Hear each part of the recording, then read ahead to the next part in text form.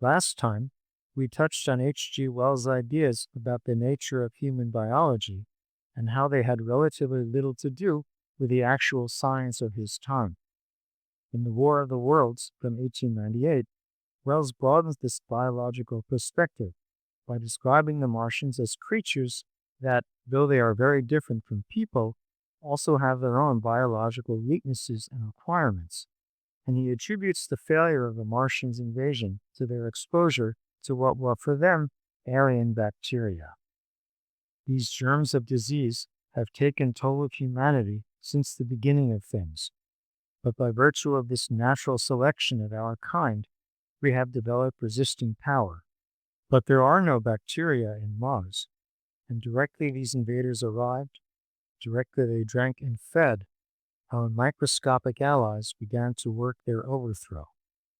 On the other hand, the Martians' technological superiority and their near success in conquering the Earth force the reader to consider that human beings are not necessarily the center of the universe. They're not even at the top of the interplanetary food chain, since the Martians see them as livestock whose blood they can use to sustain themselves. As Wells writes in the novel's opening, no one would have believed in the last years of the 19th century that this world was being watched keenly and closely by intelligence greater than man, and yet as mortal as his own. That as men busied themselves about their various concerns, they were scrutinized and studied, perhaps almost as narrowly as a man with a microscope might scrutinize the transient creatures that swarm and multiply in a drop of water. While this suggests that the gulf between humans and Martians was vast, the idea of a technologically superior civilization devastating a less developed one would certainly have been familiar to the readers of colonial powers like Great Britain and the nations of Western Europe. So would the idea that the bacteria of one civilization could threaten the people of another, as the connection between microorganisms and the transmission of disease had only recently been demonstrated when the novel was written. The War of the Worlds also draws for its inspiration on the increasing pace of military research in the years before the First World War. The tripods used by the Martians are armored traveling machines, not so different from the tanks which were being developed in the early 20th century, and which Wells himself speculated about in a story called The Land Ironclads, which he published in 1903. Even more to the point is the Martians' use of the black smoke, a kind of poison gas. The use of gas had been proposed as a weapon of war since the mid-19th century, but was prohibited at an international conference held the year after the novel was published. Wells' decision to make the Martians and their machines part of a concrete physical reality rather than magical or supernatural beings is amplified by the fact that he sets his story in the actual locations of his time, namely in the town of Woking outside London. And unlike other interplanetary novels of the time, the War of the Worlds takes place entirely on Earth. In fact, the novel is so grounded in the time it was written that a 2019 BBC adaptation of the book set it in 1905, a few years after it was published. And when Orson Welles adapted it into a radio play in 1938, he achieved the same effect by turning it into a series of news reports, which were live, as most radio broadcasts were at the time, and setting it in a specific area of New Jersey.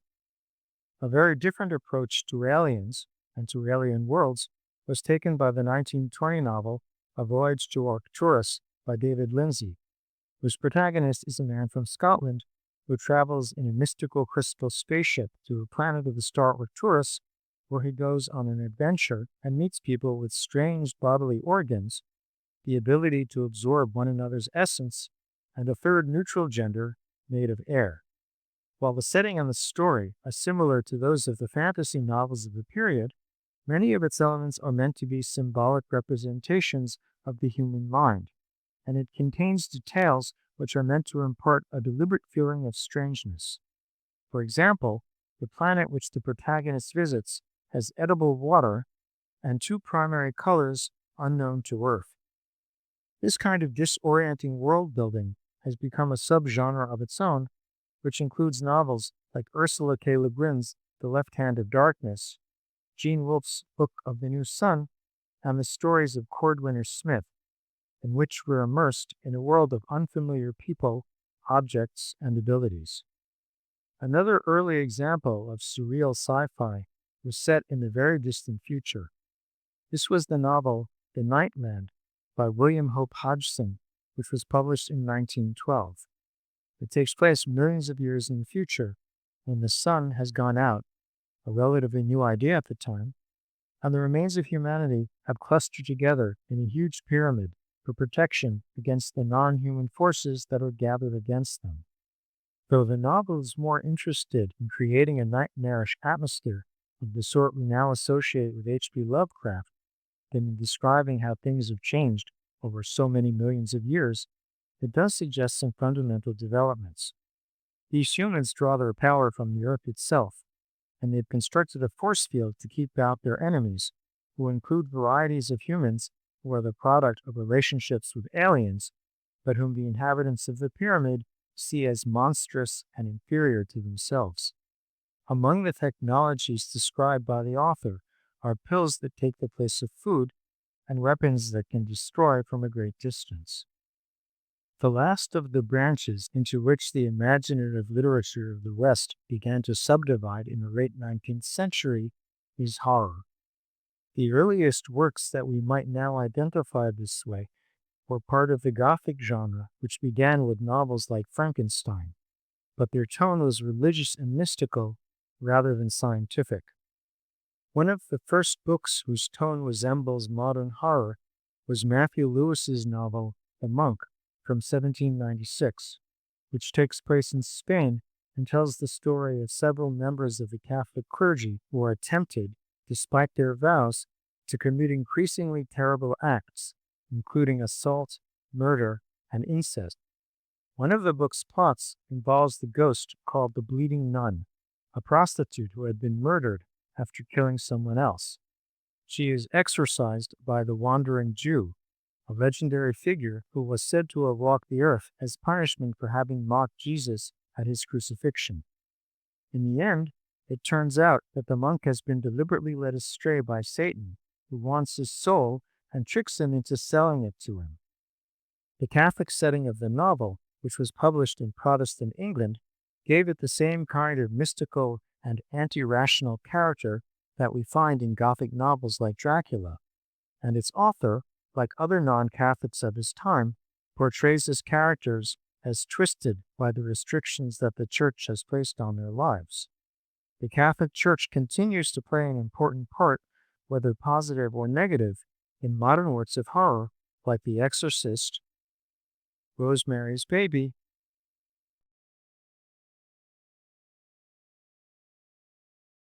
and John Carpenter's Prince of Darkness. We find a very similar setting in Charles Maturin's novel Melmoth the Wanderer from 1830. The main character is a young man who discovers that one of his ancestors, named Melmoth, sold his soul to the devil in exchange for another 150 years of life. The book contains a number of stories featuring several different characters whose common theme is Melmoth. We encounter him finding pleasure in tragedies like shipwrecks and people killed by lightning, and everyone who encounters him either goes mad or dies under tragic circumstances. At the end of the story, Melmoth finally appears to his descendant in the present, having now reached the end of his mortal life, and he explains to him that his wanderings over the years have been a fruitless effort to get someone else to take over his arrangement so that he would be able to die with his soul restored to him. He then jumps off a cliff. Inching still closer to the world of H.P. Lovecraft, we encounter a pure, terrible being in the work of Arthur Machen, a Welsh author who published in 1894 a novel called The Great God Pan, which was inspired by the pre-Christian remains he saw in Wales. Here, the events of the story are initiated by a doctor who performs brain surgery on a woman in order to open her mind to the supernatural. She sees something that renders her permanently catatonic. But as we later learn, she also suddenly became pregnant and gave birth to a girl. Years later, this girl leads other children into the woods, where they experience things that damage their minds. And as an adult, she has affairs with ordinary, well-adjusted men who promptly do away with themselves. In the end, she dies after turning into a series of bizarre creatures, and finally, a formless jelly. One of the most familiar creatures in modern horror, the vampire, appeared in the form of a young woman, the title character of the novel Carmilla, published by the Irish writer Sheridan Le Fanu in 1871. Laura, the narrator of the story, is a young Englishwoman who lives with her father in a castle in the forests of Austria, the kind of setting that was typical of Gothic novels. She becomes friends with Carmilla, who appears to be the same age as she is, but Carmilla sometimes makes unwanted advances toward her, and other girls in the area begin to die of a mysterious illness. Laura also has visions of being visited at night by a cat-like beast, and she eventually discovers an old portrait of an ancestor who is identical to Carmilla.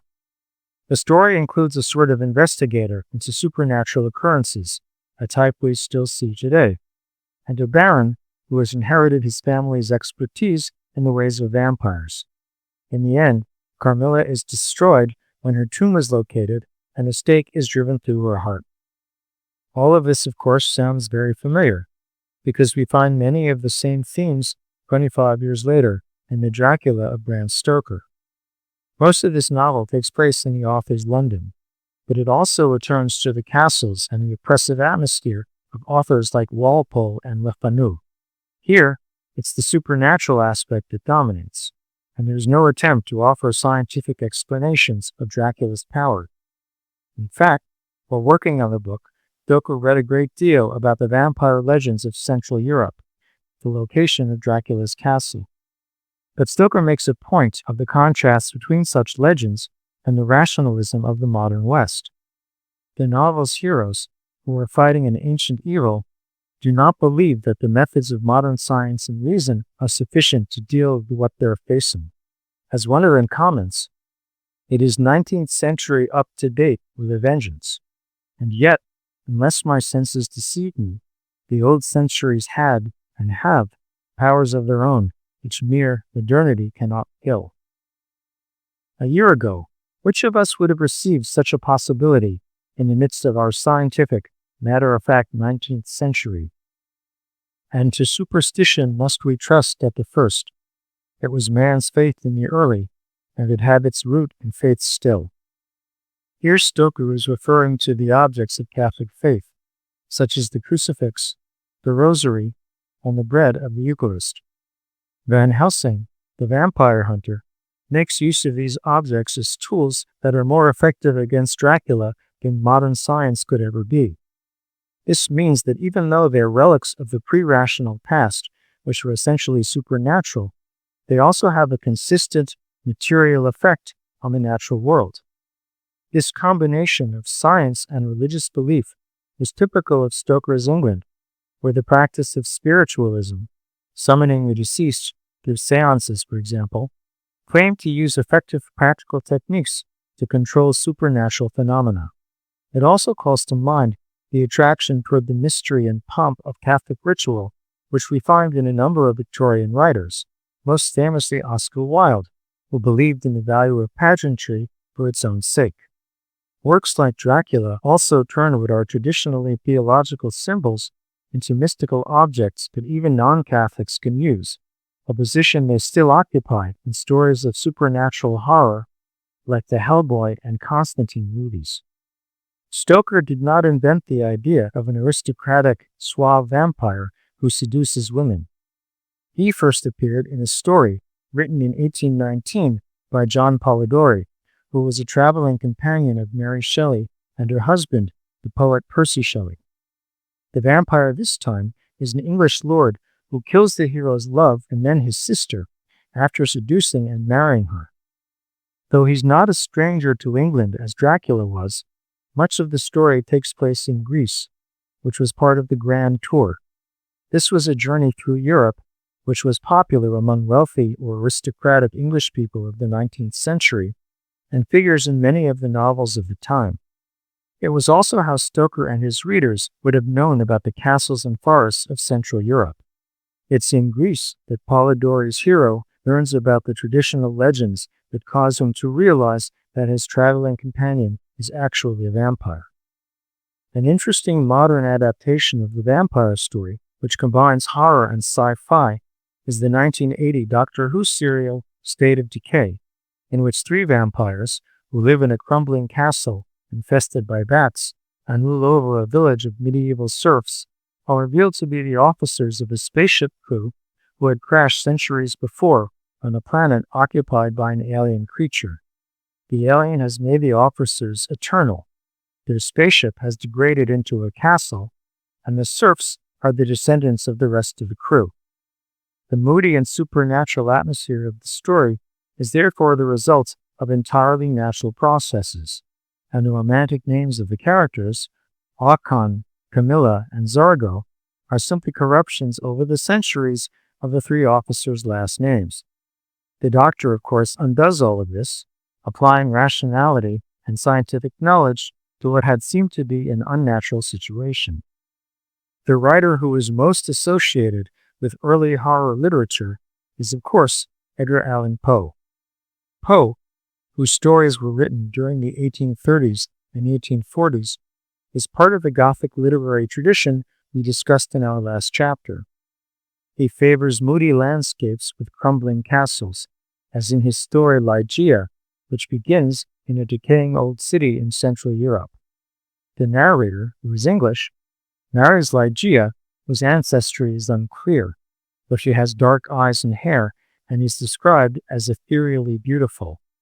When she becomes ill, her beauty is enhanced. Like many of the women in Poe's stories, she has the delicate appearance associated at the time with people who were suffering from consumption or tuberculosis. Poe's fascination with the beauty of ill people verges on the kind of body horror which we now associate with David and Brandon Cronenberg in films like Antiviral.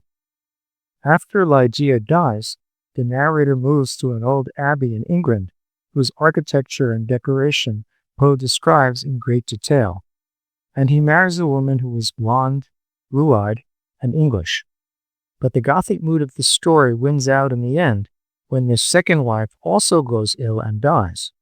Then, at least as far as the narrator would have us believe, she is reborn as Ligeia. The narrator makes a point of telling us that he suffers from hallucinations which are caused by his addiction to opium, and we're left to wonder whether this transformation had actually occurred or was the result of his obsession with Ligeia and his grief over losing her. Poe, in general, sees the misfortunes that befall his characters as psychological rather than supernatural. His stories aren't about ghosts, vampires, or monsters, and he shows us how the perceptions and even the sanity of his characters can be twisted by grief or guilt. In The Telltale Heart, the protagonist, who suffers from a nervous disposition, becomes so convinced that the man he has killed is accusing him, even in death, that he spontaneously confesses his crime. Another Poe story, The Masque of the Red Death, takes place somewhere in Europe, in, again, a castle with Gothic windows and winding corridors. The setting is a ball held by the owner for friends he's invited to take shelter with him against a plague that has been killing many people in the city. The same setting used in the medieval Italian work, the Decameron. As in Ligeia, the decoration is at the center of the story. Each of the 7 rooms where the ball is held are in a different color, with the last in red and black to represent death. A figure appears dressed as the Red Death, the disease itself. But when the host decides to attack him, he dies, apparently of the plague. The guests then discover that the figure's costume is empty before dying themselves. So this could be interpreted as the supernatural punishment of people who thought they could escape their fate, along the lines of the Final Destination movies. It could also be that death appears at the ball to symbolize the fact that the guests have admitted that ignoring it won't save them. Maybe the strangest and most dreamlike turn of events in any Poe story takes place in The Fall of the House of Usher, in which the narrator visits his childhood friend at his desolate home in the countryside. Throughout the story, including in the title itself, the Usher family, the narrator's friend Roderick and his sister, are linked to their home. They are all falling apart. Roderick's sister is ill with the same sort of wasting away that often afflicts Poe's women, and Roderick himself is losing his mind. The narrator tries to explain what is going on in rational terms. When the house is bathed in an unnatural light, he tells Roderick, "These appearances which bewilder you are merely electrical phenomena, not uncommon. Or it may be that they have their ghastly origin in the rank miasma of the tarn, i.e., the bad air of the place is causing them to imagine it." But the narrator starts to feel himself going mad. Roderick's sister eventually dies, but at the end of the story, he reappears covered in blood. At this, the narrator flees in terror from the house, like the narrator in the song Hotel California, only to see it collapsing in on itself and swallowed up by the earth. Next time, we'll move on to the complete development of the forms of imagination we know today, starting with the years before and after World War II. Please remember to like and subscribe.